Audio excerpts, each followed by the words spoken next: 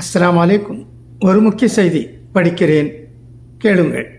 வாணியம்பாடி அருகே டைல்ஸ் கம்பெனியில் வணிக வரித்துறை அதிகாரிகள் சோதனையில் எதுவும் கிடைக்கவில்லை.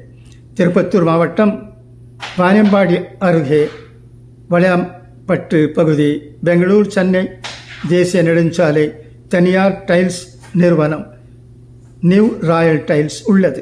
இந்த நிறுவனத்தை ஆம்பூர் பகுதியைச் சேர்ந்த முகமது சுஃபியான் என்பவர் நடத்தி வருகிறார்.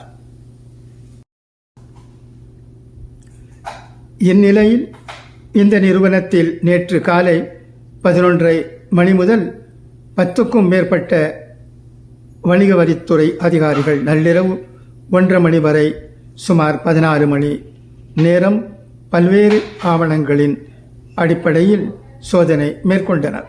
சோதனையின் போது கொள்முதல், விற்பனை ரசீதுகள் மற்றும் டைல்ஸ் இருப்பு அனைத்தும் சரியாக வைத்திருந்ததால் அதிகாரிகள் நிறுவனத்தின் உரிமையாளர்களை பாராட்டியதாக கூறப்படுகிறது.